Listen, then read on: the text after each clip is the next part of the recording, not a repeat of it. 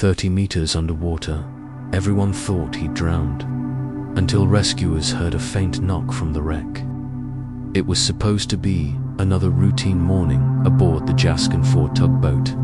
The crew of 12 men had woken early, the waves of the Atlantic slapping gently against the hull as the sun crept over Nigeria's oil-rich coast. But by dawn's first light, fate was already shifting beneath them, silent, unseen, and merciless. Harrison Okene, the ship's cook, moved through the narrow galley barefoot, the smell of frying plantains mixing with diesel fumes. It was 4:50 a.m. when the ocean struck. A rogue wave slammed into the vessel's side, a sudden, violent force that tore through the calm like a monster's hand.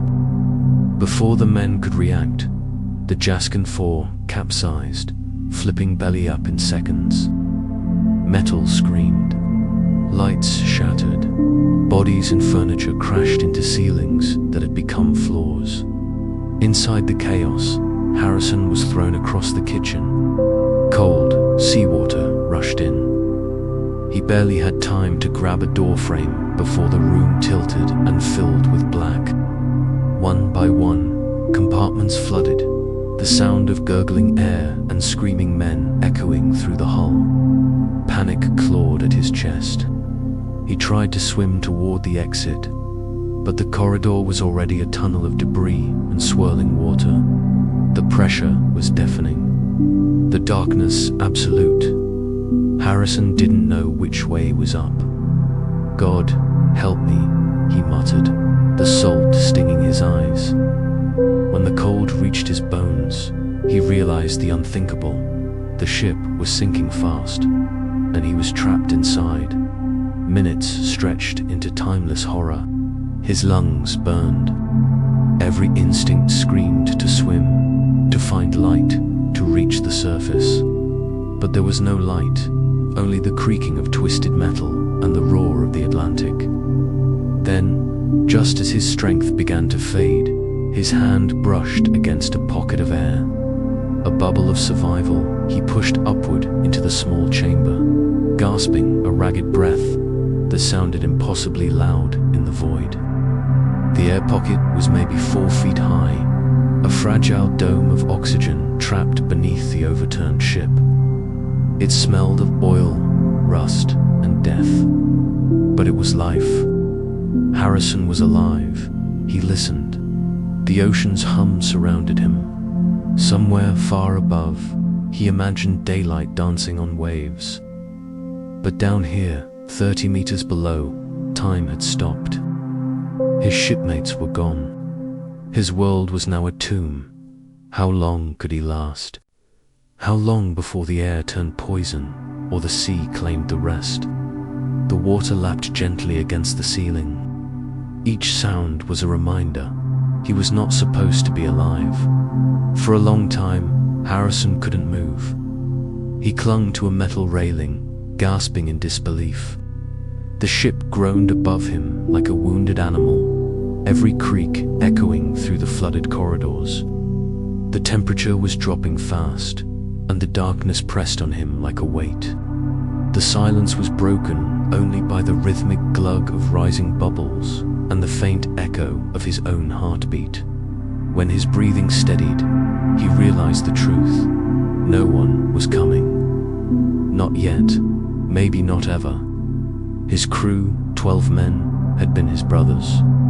He tried to call out their names, his voice trembling through the metal walls. Nothing answered.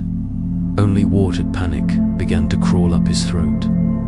He was trapped in a small air pocket, no bigger than a closet, surrounded by seawater that could crush him at any second. His brain raced. How much oxygen did he have? How long before carbon dioxide would take over and poison his lungs? He didn't know, but he did know one thing. If he lost control, if he hyperventilated, he'd die faster. So he prayed. Harrison was not a man of great wealth or power, but in that darkness, he felt something larger, a need to believe. He whispered psalms to himself, over and over, like a lifeline. The sound of his own voice steadied him, reminding him that he was still human, still alive. Hours passed. His stomach cramped from hunger. His lips cracked from the salt. He dipped his hand into the cold water, hoping to drink, but it burned his tongue. Seawater, undrinkable, death in disguise. He began exploring, cautiously feeling along the ceiling. Every movement stirred the water, releasing oil and debris that stung his eyes. Then, something soft brushed against his hand. He recoiled. His heart hammered. He reached again and felt cloth. A leg. One of his crewmates. He froze, trembling. "God, no," he whispered. The man was gone, lifeless, floating in the murky water beside him. Harrison felt both horror and sorrow twist inside. The dead were with him, silent witnesses to his survival. He couldn't look, but he couldn't escape either. The ocean had turned the ship into a grave. He backed away, retreating to the air pocket center, and tried not to breathe too deeply. His mind began to drift, imagining rescue divers, imagining daylight, imagining his wife's face. But time down here was strange. Every minute felt like an hour. Every sound was magnified, a haunting symphony of metal and sea. Would they even search for him? Would anyone believe someone could survive this deep, this long? As the hours crawled on, hope began to flicker like a dying flame. The ocean was patient. It could wait forever. By the second day, or what he thought was the second day, time no longer made sense. There was no sunrise, no movement of light, no sound except the slow rhythm of water against metal.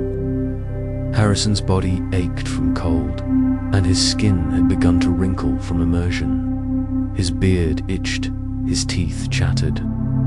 The air tasted heavy now, stale, oily, and thick with his own breath. He tried to keep count of his prayers. It was the only way to mark time. Psalm 54, he whispered, "O God, save me by your name." His voice was hoarse, almost unrecognizable, but it gave him focus, a fragile thread tying him to sanity in a place where men weren't meant to exist. He tested his air pocket again, moving his hand upward. It felt smaller. He could hear the bubbles escaping through unseen cracks. The air that had saved him was slowly dying too. The hiss of leaking oxygen was a whisper of death. Then a sound, faint, distant, a metallic thump from somewhere deep within the ship's hull. Harrison froze. His eyes widened in the dark. Was it his imagination? Another thump, sharper this time. Then silence. His heart pounded. Could it be rescuers? Or was the ship shifting, about to collapse completely? He held his breath, straining to listen. The thumping stopped. Minutes passed. Nothing. He exhaled, trembling. "Please," he murmured. "Please, don't forget me." But as fatigue set in, strange thoughts invaded his mind. He saw flashes of his wife's smile, heard the voices of his crewmates calling him. Were they real, or just tricks of the brain starving for oxygen? The line between memory and madness blurred. He dipped his hands in the water again, rubbing them to keep warm. His fingertips brushed something metallic, a soda can. He shook it, empty. Nearby, a floating bottle bobbed against the ceiling. It was half full, not with seawater, but soft drink. His hands trembled as he opened it, gulping the sweet, flat liquid. It was warm, but it was life. He whispered thanks through tears. Then came another sound. Not a thump this time, a rumble. A vibration through the hull, low and deep. Something massive was moving outside the wreck. The rescue operation had begun. Harrison shouted, his voice echoing off the metal walls. "I'm here. I'm alive." But the ocean swallowed his cries. He banged on the wall with a piece of debris, desperate, rhythmic, a code of survival. Knock, knock, knock, silence. Then a faint reply. 3 knocks back. Someone had heard him. For the first time in 3 days, hope filled his lungs instead of fear. The knock came again, faint, deliberate, impossible to mistake. Harrison froze, eyes wide, tears filling them before he could stop himself. The sound was real. Someone was out there. For 3 endless days, he had spoken only to the dark, but now, someone was knocking back. He pounded harder on the metal wall, desperate to be heard. "I'm alive," he shouted, though he knew they couldn't hear his words through the crushing water. His voice cracked, echoing through the dead corridors. He kept knocking, the rhythm frantic now, until his hands bled against the steel. Then he stopped, listening, his whole body trembling. Silence, then came a response. Short, controlled bursts. Divers, they were mapping the wreck. They were close. Harrison's breath came in sharp gasps. He didn't know whether to laugh or cry. After 3 days trapped in blackness, sound itself had become salvation. Outside, the divers were moving carefully, assuming no one was alive. The Jaskin 4 lay upside down on the seabed, its hull half buried in silt. Inside, air pockets were rare, dangerous. Any wrong movement could release the trapped gases or collapse the fragile spaces. The divers proceeded slowly, cutting through twisted corridors, checking compartments for bodies. They found 11. All gone, but then one diver's flashlight caught something unusual. A single compartment with a strange shimmer of bubbles near the ceiling. He swam closer, tapping the doorframe. Not from inside, a faint echo. 3 knocks in return. The diver froze. His breathing quickened. "There's someone alive," he shouted through the coms, his voice breaking through static. On the surface, the team erupted into chaos. It was impossible. No human could survive 3 days at that depth. Yet the evidence was knocking back. Inside, Harrison pressed his hands to the cold wall, whispering prayers between sobs. He could hear muffled thuds, distant but real. The sound of life, the sound of rescue, but hope was dangerous down here. The water had taken everything once already. It could take everything again. The air was thinning fast. His head pounded, and dizziness crept in. He fought it, forcing himself to stay conscious. "Hold on," he told himself. "They're coming. Just hold on." Every passing minute stretched like eternity. He had survived the impossible. Now he had to survive the waiting. Would the rescuers reach him before the air ran out? Would the ship hold just long enough? The ocean remained silent, its secrets sealed in the dark.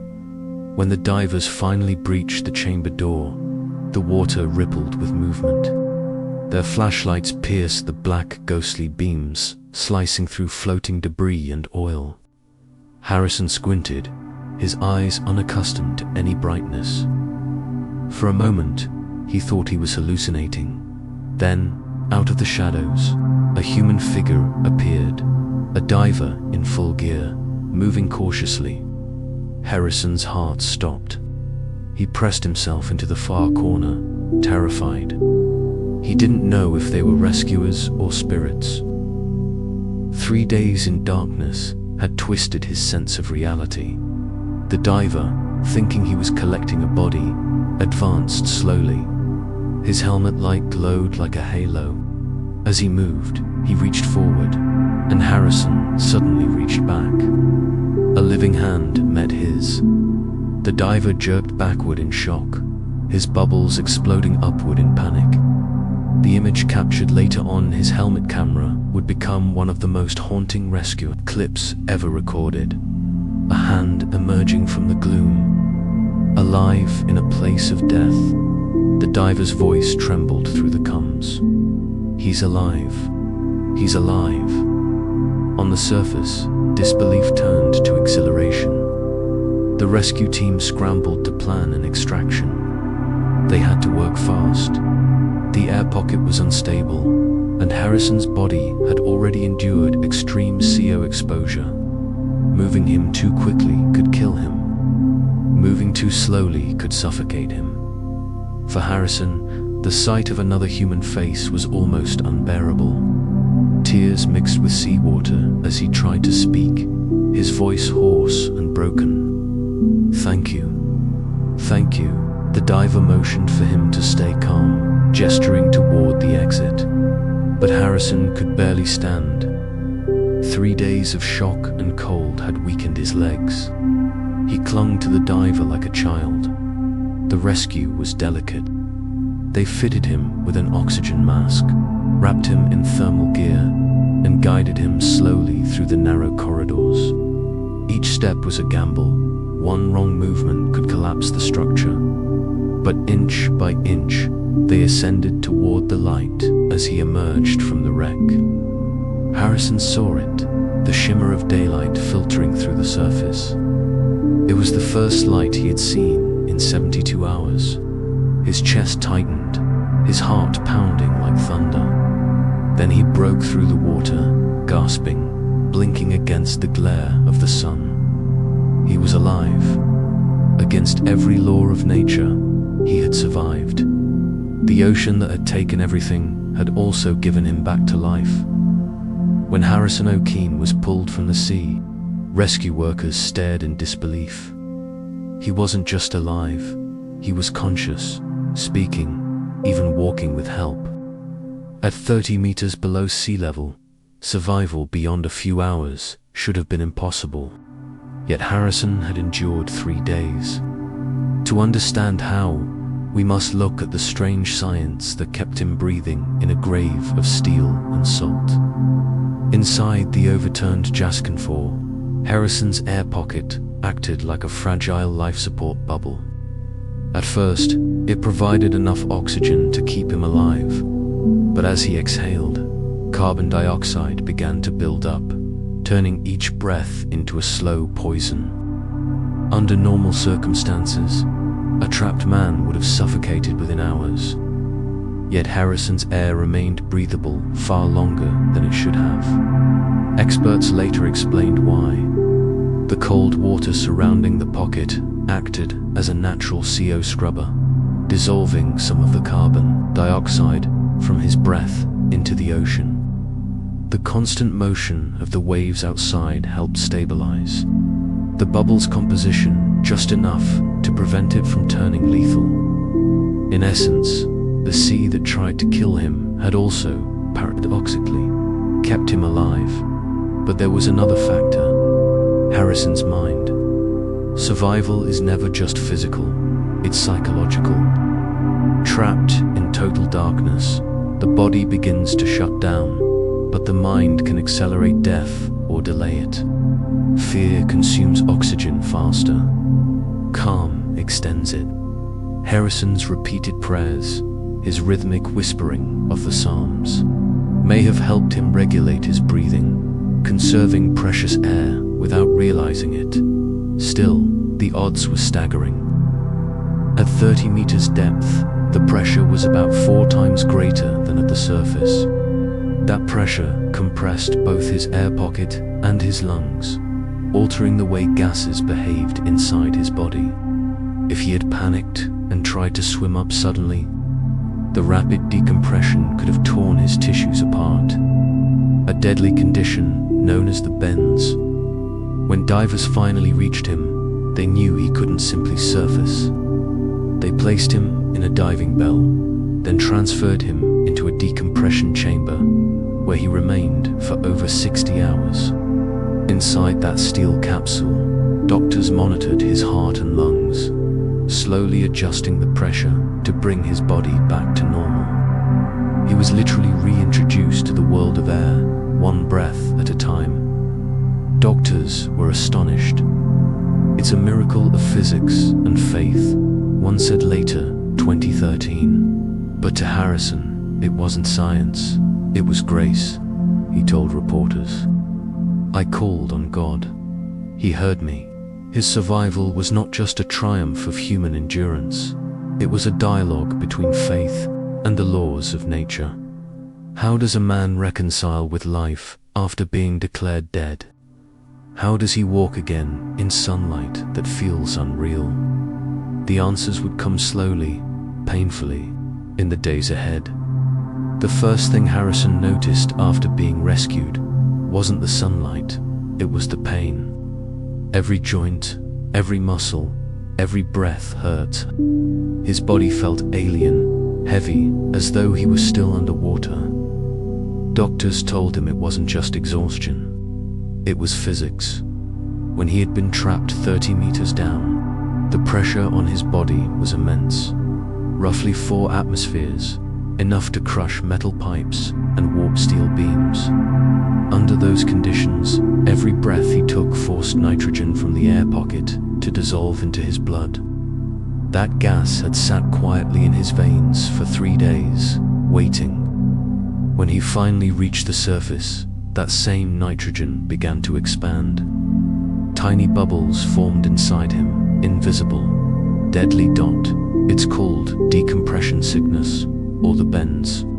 Divers fear it more than drowning. It can paralyze, cause strokes, or even stop the heart.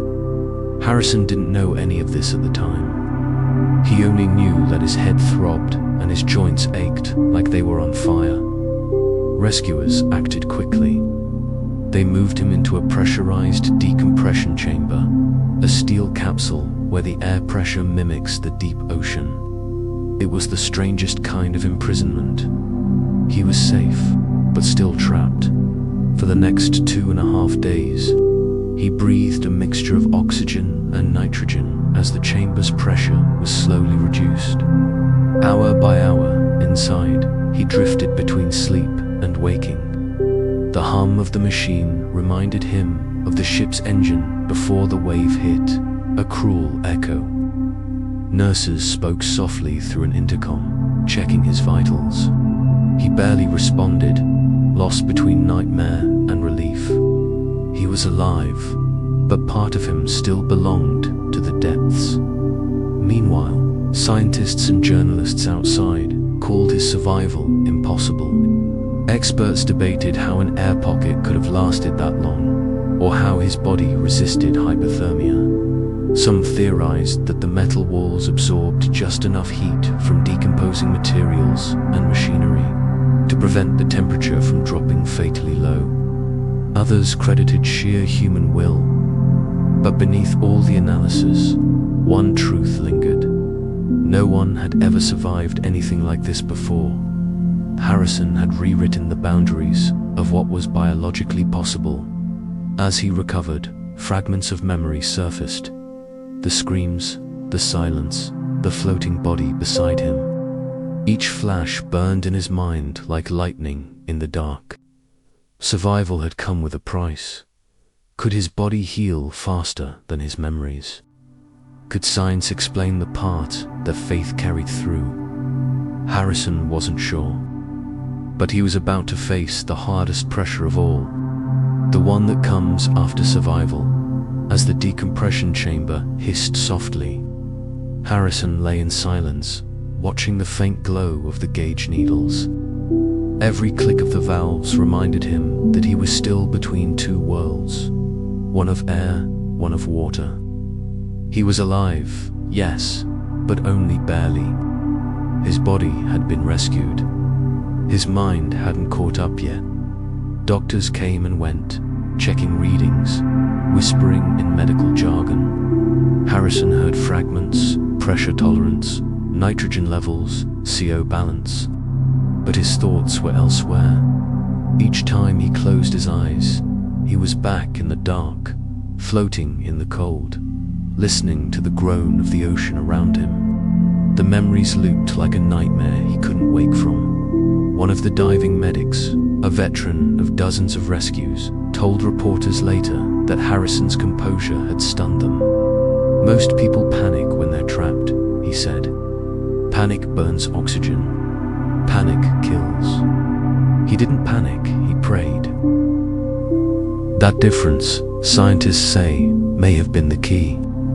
The human brain, when terrified, floods the body with adrenaline. The heart races, the breath quickens, and oxygen depletes fast. But faith, meditation, or focused thought can reverse that reaction. Harrison's whispered prayers might have slowed his pulse, reducing his oxygen consumption by just enough to make survival possible. To some, it was pure coincidence. To others, divine intervention. Harrison himself would later say, "I knew God was there with me. I heard him in the silence." Still, there was no denying the science. The air pocket he'd found was a near-perfect microclimate, its oxygen levels maintained by the slow diffusion of gas through the water and the metal structure itself. Without realizing it, Harrison had positioned himself at the exact balance point where survival was feasible. Any deeper, and pressure would have crushed his lungs. Any higher, and oxygen would have run out faster. It was luck measured in centimeters. In interviews, oceanographers later described his air pocket as a temporary atmospheric bubble, something that could have vanished in minutes if disturbed. The very act of his movement, or even a wrong breath, could have ruptured it. That fragility made his endurance all the more remarkable, but survival, Harrison would soon learn, comes with strange consequences. His body was adjusting to life again, but his mind remained half-drowned. Every noise reminded him of metal creaks. Every dream took him back beneath the waves.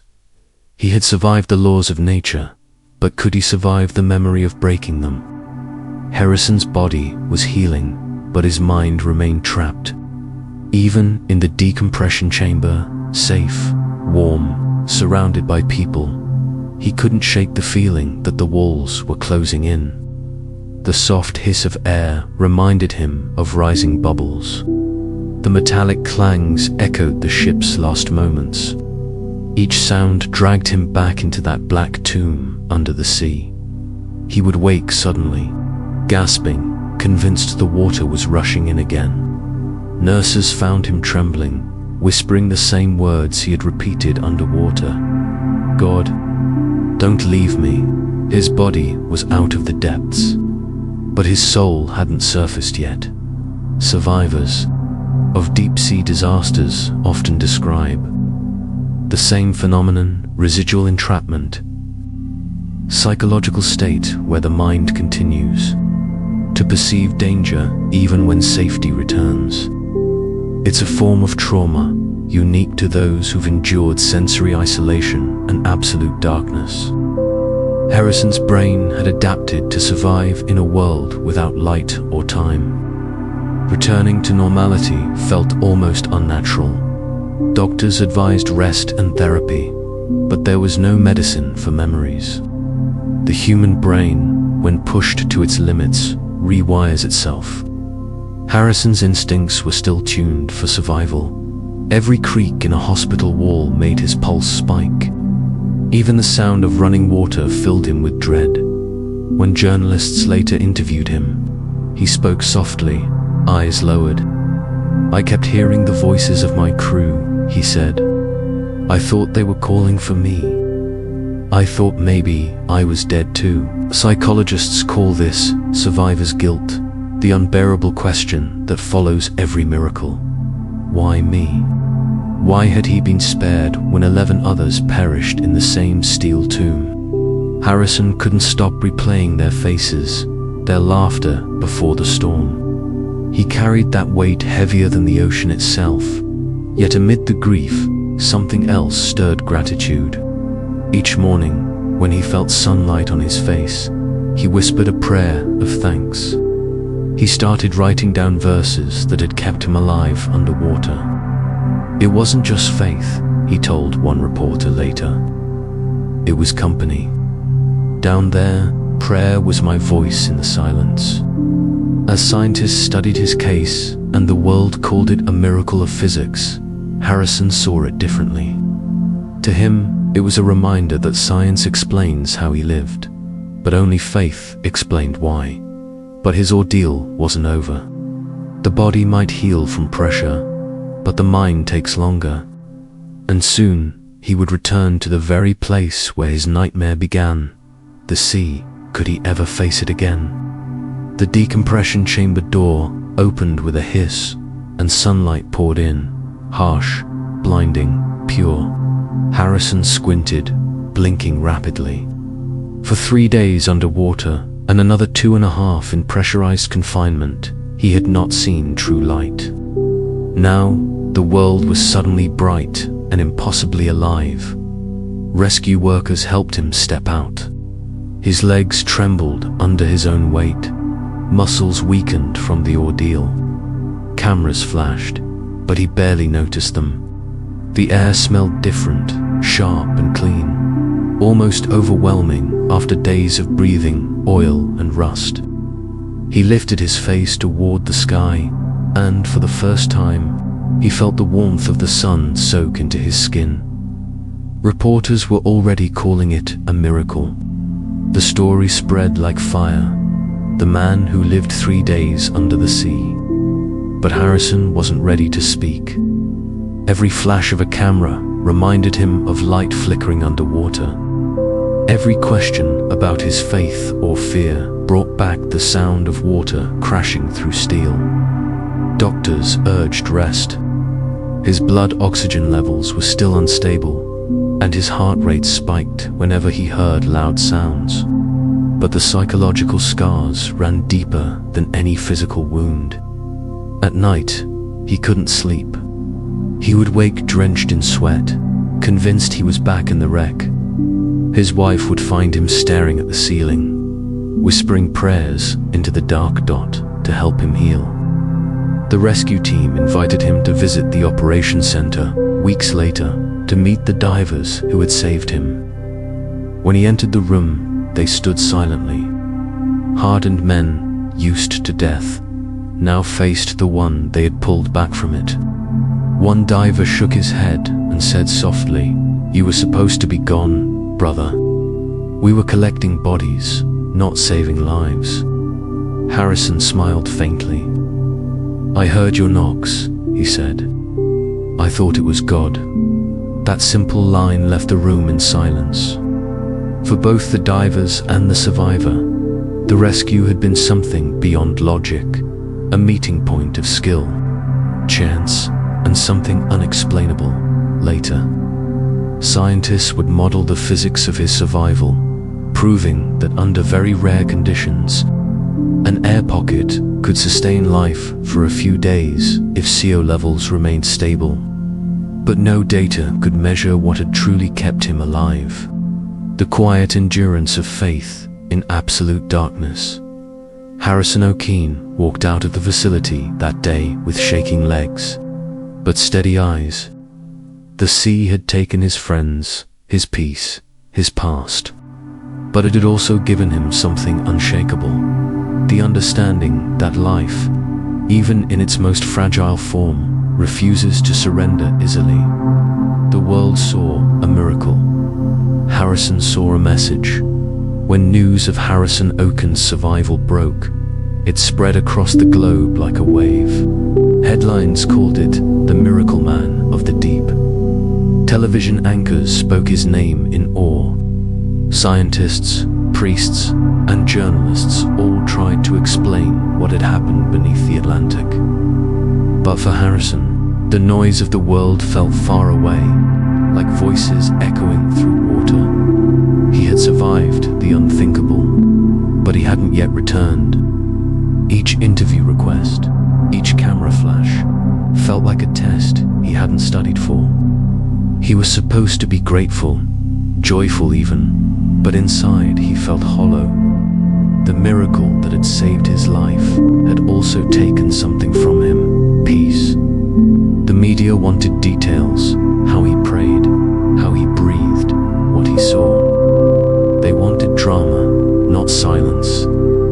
One reporter asked, "What was it like knowing you were going to die?"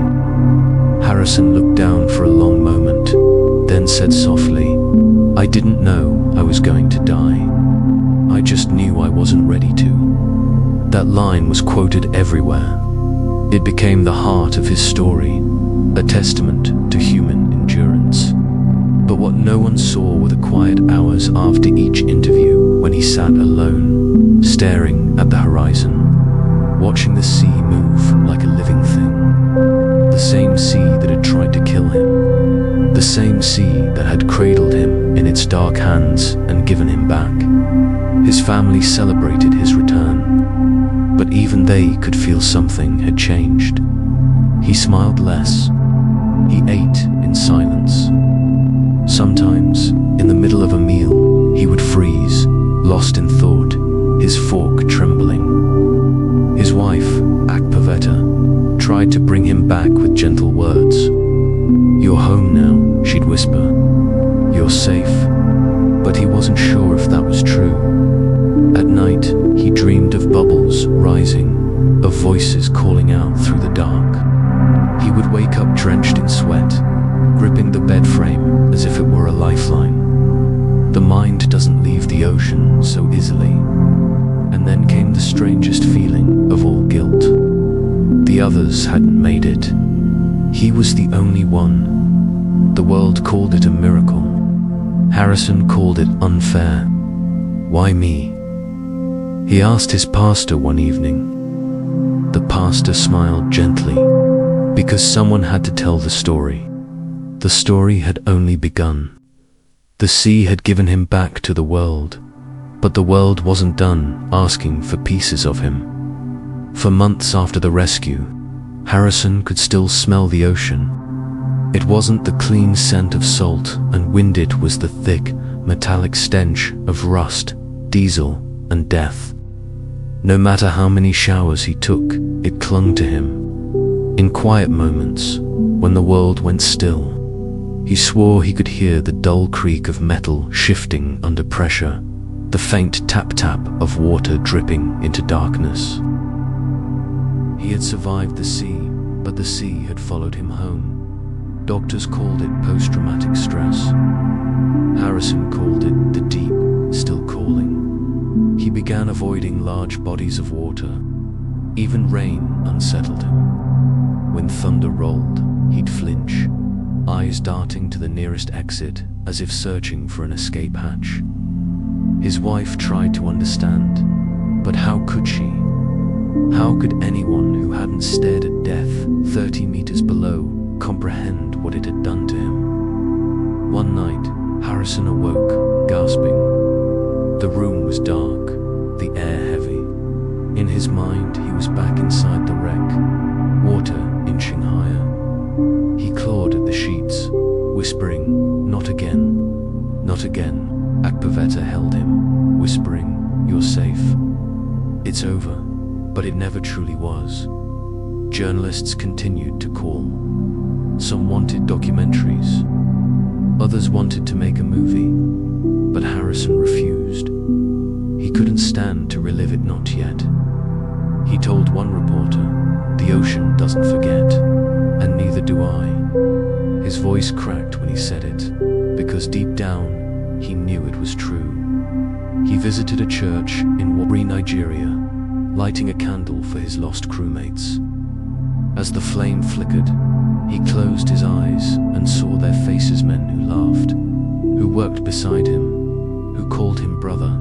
He could still hear their cries from that final morning. Survivors often speak of gratitude, but Harrison carried something heavier, the burden of being the only voice left to remember.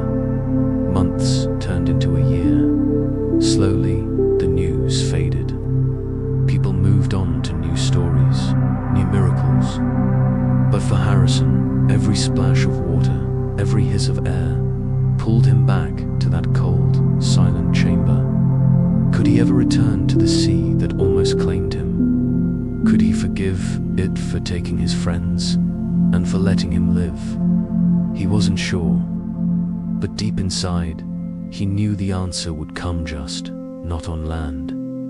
Nearly 2 years after the accident, Harrison stood on the shore of the Atlantic once more. The waves rolled in, whispering softly as if mocking him. The sea looked calm, that day so calm, it almost seemed innocent. But he knew better. He had seen its other face, the one that took and never gave back. He was there because the diving company had invited him to visit the site where the Jaskin Fall had gone down. It wasn't an easy decision. For weeks, he hesitated. Part of him wanted closure. Another part wanted to never see the ocean again. But something inside him, the same stubborn will that kept him alive for 3 days, whispered that he couldn't run forever. When he arrived at the dock, the smell of diesel hit him like a memory. The divers preparing the gear looked at him with respect, some even more. They had all heard the story, the man who lived underwater for 60 hours, breathing from a trapped pocket of air. One of them, a young man barely out of his 20s, approached him and said, "Sir, you're the reason I became a diver." Harrison didn't know how to respond. He managed a weak smile, but inside, he thought, if you knew what it felt like, you wouldn't say that. As the boat pushed away from the dock, the world around him seemed to fade. Every splash of water sounded louder. Every gust of wind felt colder. The divers talked, but Harrison barely heard them. His eyes were fixed on the horizon, where sea and sky met in an endless blur. When they reached the site, the water shimmered, green and silent. Somewhere beneath them lay the steel grave of his shipwreck, the memories buried. Harrison didn't dive then. He stood on the edge, staring down into the depths. For a long time, he said nothing. Then he whispered a prayer, the same one he had spoken in that air pocket. "Lord, if this is where they rest, let them rest in peace." The crew watched him quietly. No one spoke. The waves lapped gently against the hull, and for a moment, the sea seemed to listen. Harrison finally exhaled. "I forgive you," he said to the water, and in that fragile silence, he meant it. He turned away, leaving the ocean behind. But for the first time, he didn't feel like he was chasing it. He had faced it out, walked away whole in the years that followed. Harrison's life slowly began to take shape again. Not the same as before, but something new, quieter, deliberate. He no longer worked at sea. Instead, he found peace in the simple rhythms of land, waking early, tending to his small garden, and helping at his church. The ocean had taken his career, but it had also given him something he never expected, a calling. People from all over Nigeria came to hear him speak, not about diving, but about faith, endurance, and what it means to stare into the void and come back. Standing before those crowds, Harrison spoke not as a hero, but as a witness. "It's not courage that keeps you alive," he would say softly. "It's the will to believe there's still something waiting for you, even when the world goes dark." His story inspired hundreds, maybe thousands. Some called him a miracle. Others saw him as proof that divine intervention still walked the earth. But Harrison never tried to explain what had happened that day under the sea. "Some things," he said once in an interview, "are between a man and his God." Despite his calm demeanor, reminders of the wreck were everywhere. Each time he smelled rust or felt the heavy pressure of humidity, memories flickered like flashes of light through deep water. He learned not to fight them, just to let them pass. Time didn't erase the trauma, but it softened it, reshaping it into wisdom. In 2015, he visited a maritime training center where new divers were preparing for certification. They gathered around him like students before a master. One asked, "Sir, do you think it was luck?" Harrison smiled faintly and said, "No, son. It was preparation meeting mercy." His words hung in the air, and the young divers nodded silently. They would remember that line for years. By then, Harrison had become more than a survivor. He was a symbol, not of fear, but of resilience. The wreck had buried 6 men, but it had also birthed a story that would echo across oceans, and through it all, Harrison never stopped giving thanks, not for the suffering, but for the lesson it carved into him, that even in total darkness, breath itself is a miracle. Years later, Harrison Okene found himself standing on another shoreline, far from home, this time in South Africa, where he had been invited to speak at a maritime safety conference. Before his talk, he walked alone down to the water's edge. The waves were calmer here, rolling softly across the sand, whispering like an old friend he hadn't seen in years. He crouched, touched the surface, and felt the cool bite of salt against his skin. The sea no longer frightened him. It humbled him. Beneath its surface lay both death and deliverance, and he had experienced both. "You taught me to live," he murmured quietly, "and I will never forget." That evening, when he took the stage, the lights dimmed and the audience fell silent. His voice was steady, calm, carrying the weight of memory and grace. "When I was trapped underwater," he began, "I learned what silence sounds like. It's not empty. It's full of the things you're too afraid to face." He paused, scanning the faces before him. "If you ever find yourself in darkness, any kind of darkness, don't waste your breath on fear. Use it to believe you'll see the light again." The hall erupted in applause. Some stood, others wiped their eyes. But Harrison just nodded humbly, knowing applause wasn't for him, it was for the miracle of being alive. After the event, a young woman approached him.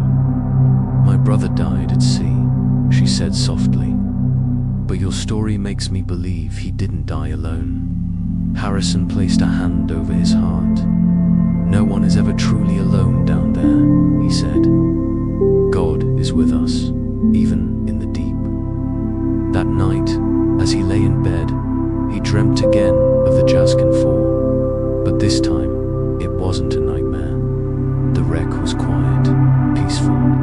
Sunlight filtered through the water, and he could see the silhouettes of his lost crewmates, drifting upward, smiling when he awoke. Tears wet his face, not from pain, but from peace. The ocean had finally released him. The man who once lived 3 days in darkness had found his light again. When the first video of Harrison's rescue surfaced online, it was almost unbelievable. The grainy underwater footage showed a diver's gloved hand reaching through the wreckage, and then a human hand grabbing back. The internet exploded.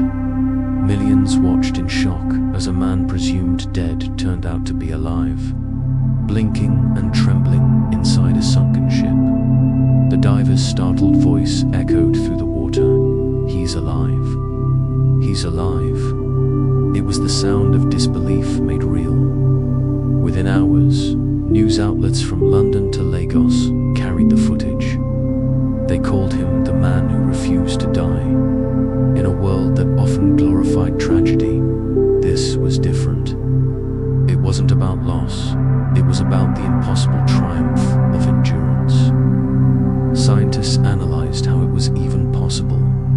They spoke of oxygen saturation, carbon dioxide buildup, and the physics of air compression. But what no study could explain was faith. For Harrison, watching that video later was surreal.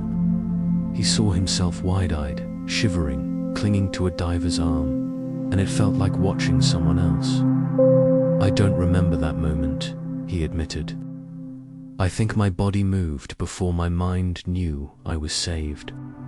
Messages poured in from across the world, from families who had lost loved ones at sea, from divers who now prayed before each descent, from ordinary people who said his story made them believe in miracles again. The attention was overwhelming. He was invited onto television programs. One host asked, "What kept you alive down there?" Harrison hesitated, then replied, "Hope. I kept talking to God. I told him, if you let me out of here, I'll tell the world you still do miracles." That line became his promise, and he kept it. But fame brought its own kind of pressure. People expected him to be joyful, fearless, even grateful. Yet behind the cameras, he was still a man learning to breathe again on land. Every spotlight reminded him of the darkness he'd survived. Every question reopened a wound that hadn't fully healed. Still, he told his story again and again because he understood something now. Survival wasn't about one man beating the odds. It was about showing others that the human spirit, even crushed under 30 meters of ocean, could still rise. And so, the world learned his name. But more than that, they learned what it meant to be alive. As the world celebrated his miraculous survival, Harrison found himself torn between gratitude and guilt. Every new interview, every handshake, carried a question he couldn't answer. Why was I spared when the others weren't? It haunted him in quiet moments, the laughter of his crewmates echoing in memory, the sound of boots splashing on the deck just before the ship rolled. Sometimes he could still hear their voices, muffled by the sea, calling for help that never came. He wasn't sure if it was memory or imagination. It didn't matter. It felt real. He attended the memorial service for his lost friends. The air was heavy with salt and sorrow. Families wept, clutching framed photos. Harrison stood apart, head bowed, unable to look anyone in the eye. When a grieving mother approached him and whispered, "You got to come home." "Why not my son?" He had no answer. His voice cracked as he said, "Ma'am, I still ask myself that every day." That night, he sat alone, staring at the ocean from the pier. The waves shimmered under the moonlight, calm and endless. "You took them," he whispered, "and you gave me back. Why?" The water, of course, offered no reply. Survivor's guilt is a weight that never truly lifts. Harrison tried to carry it with faith. He believed God had saved him for a purpose, but understanding that purpose was another kind of trial. He began journaling, writing long, unfiltered entries about his thoughts, his fears, his dreams. In one, he wrote, "I think we die many times in life, and each time we choose to keep living, we become something new." In time, those journals became his therapy. He spoke with pastors and psychologists, learning how to turn pain into meaning. Slowly, the nightmares faded. Slowly, he began to forgive himself. The sea hadn't chosen who lived or died. But maybe, Harrison thought, he could choose what to do with the life he'd been given. And that choice, not the miracle itself, was what truly defined him. As months turned into years, Harrison began to see his experience differently. What once felt like a curse slowly became a compass. He realized that survival had taught him truths no classroom or sermon ever could. The first was humility. Before the accident, he had always thought of himself as strong. The kind of man who could fix anything, lift anything, endure anything. But the ocean stripped that illusion away. Down there, he once said in a radio interview, "You understand how small you are. The sea doesn't care who you are, what you've done, or what you believe. It just is. And you either respect it or it takes you." The second was patience. In that air pocket, every second had felt like an hour. He had learned to slow his heartbeat, to breathe in rhythm with the water, to wait without knowing if waiting meant life or death. Now, on land, he carried that stillness with him. When problems came, bills, arguments, daily struggles, he handled them with quiet calm. "If I can survive 3 days under the sea," he'd joke, "I can survive anything." The third was gratitude. It wasn't easy to feel thankful after tragedy. But Harrison discovered that gratitude didn't erase pain. It simply gave it meaning. He began keeping a small notebook titled "Gifts of the Deep." On each page, he wrote one lesson the ocean had taught him. Air is precious. Silence is not empty. Light is something you fight for. He carried that notebook everywhere. Sometimes, at church or during speaking events, he'd pull it out and read a line aloud. People listened not to a preacher, but to a man who had seen the edge of existence and come back wiser. But the most important lesson came unexpectedly. One afternoon, while talking with a group of young divers, he said, the hardest part wasn't being trapped. It was learning to live again after freedom. The room went silent. Everyone understood. For Harrison, survival wasn't a single moment of rescue. It was an ongoing choice, made every day, with every breath. After the world heard his story, scientists and experts began studying how Harrison Okene had survived so long underwater. They called it a physiological anomaly, something that defied the limits of known human endurance. But Harrison just called it grace. Still, the science was remarkable. When the Jascon Force sank, the part of the ship where he was trapped sealed tightly enough to hold a small air pocket. That air pocket, compressed by the weight of 30 meters of seawater, contained just enough oxygen to keep him alive, but only barely. Experts calculated that his body should have suffocated or succumbed to carbon dioxide buildup within hours, and yet, somehow, he lasted nearly 3 days. A professor from the University of Portsmouth, 2013, later explained that the cold water may have slowed his metabolism, allowing his body to use oxygen more efficiently. Harrison's minimal movement and deep, steady breathing also helped conserve air. He unknowingly did everything right, the scientist said. But science couldn't explain the rest. How he stayed calm, how he fought despair, how his mind didn't break under crushing isolation. That part, Harrison said, belonged to something greater than biology. "I prayed," he told a documentary crew. "I prayed until the words didn't make sense anymore. And then I just listened." His story became a case study in human survival. Medical journals cited him alongside plane crash and avalanche survivors.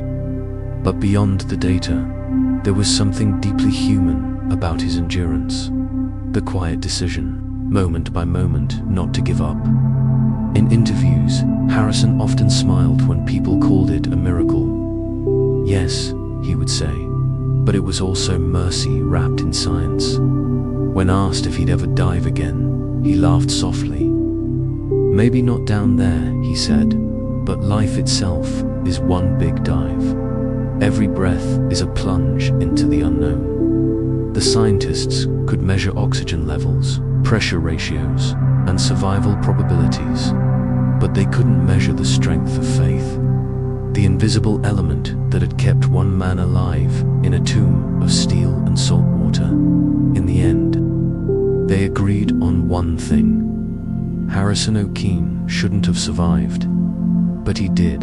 Harrison's story did more than make headlines. It changed lives. Across the world, people who had never met him found themselves moved by his ordeal. Teachers used his story to inspire students. Pastors preached about faith under pressure. Rescue divers studied his experience to improve survival protocols. The ripple of one man's endurance spread farther than any wave. Years after the accident, Harrison received a letter from a man in Brazil. It read, "I was going to take my own life. Then I saw your story. I realized if you could survive 3 days in the dark, maybe I can survive one more day out here." Harrison folded the letter carefully and kept it in his Bible. He never forgot that message. It reminded him that his suffering had not been in vain. He continued to travel, speaking to schools, churches, and maritime workers. Wherever he went, people asked the same question: "What did you see down there?" His answer was always the same: "I saw the end of myself and the beginning of something bigger." The fame eventually faded, but Harrison didn't mind. What mattered to him wasn't being remembered, but what people remembered through him. Courage, faith, gratitude. He became a mentor to younger divers, teaching them not just how to work safely underwater, but how to respect the ocean and their own limits. One evening, sitting with his wife by the sea, he watched the sunset cast gold light across the waves. The same ocean that once nearly took his life now looked peaceful, endless, almost kind. "It doesn't scare me anymore," he said softly. "It's part of me now." His wife smiled. "And you're part of its story?" Harrison nodded. "Yes, but maybe that's what life is, surviving the storm, and then teaching others how to breathe through it." As the tide rolled in, the sound of the waves seemed to echo his words, a rhythm as steady as a heartbeat. Somewhere beneath that vast expanse, the wreck of the Jaskin 4 rested in silence, a tomb, a lesson, a testament to the will to live. And above it, one man still standing, a diver who spent 3 days in darkness and came back carrying light. A decade after the sinking of the Jaskin 4, Harrison Okene did something no one expected. He went diving again. It wasn't a commercial mission or a job. It was personal, a pilgrimage back to the place that had nearly become his grave. He had spent years trying to make peace with the ocean from the safety of the shore. But deep down, he knew he couldn't close the chapter without looking the sea in the eye once more. The dive team that accompanied him understood the gravity of what he was doing. Cameras rolled, but there was no script, no dramatic music, just the sound of the waves and the hiss of oxygen. Harrison suited up quietly, his movements slow and deliberate. When he resurfaced, the sunlight was blinding. He pulled off his mask, gasped, and laughed, a deep, free, unburdened laugh. The ocean hadn't won. It had simply taught him how to live. After that final dive, something inside Harrison shifted. The ocean that once haunted his dreams now lived within him, not as a monster, but as a reminder. He realized that survival wasn't about escaping the sea. It was about learning to carry its silence inside him without fear. He began to see the world differently. Rain no longer frightened him. Storms became beautiful again. Each drop of water, each gust of wind, felt like a conversation between him and something greater, something that had tested him and then let him live. People often asked if he still dreamed of the wreck. Sometimes, he'd say, but now it's peaceful. The lights are soft, the water's warm, "It's not death I see down there anymore. It's rebirth." His faith deepened. He no longer prayed for miracles. He prayed for strength to see them when they came. To him, the miracle wasn't surviving 60 hours without food or light. It was what happened afterward, learning to forgive the sea, himself, and even the fear that had once controlled him. He started counseling others who had experienced trauma. Not just divers or seamen, but anyone who had faced darkness, grief, loss, despair. "You don't climb out of the dark," he would tell them. "You learn to build light inside it." In his quiet home near the Nigerian coast, he set up a small study filled with journals, newspaper clippings, and photos from his past. On one wall, framed neatly, was a single quote he had written years earlier in a hospital bed. "Air is precious. So is time." He looked at it every morning before stepping outside to watch the sunrise over the sea. The horizon, once a line of dread, now looked like a promise, endless, alive, forgiving. The man who had once feared the ocean now thanked it every day for teaching him what life truly meant. Because sometimes, the deepest survival doesn't happen underwater. It happens after, in the quiet decision to keep living, loving, and remembering.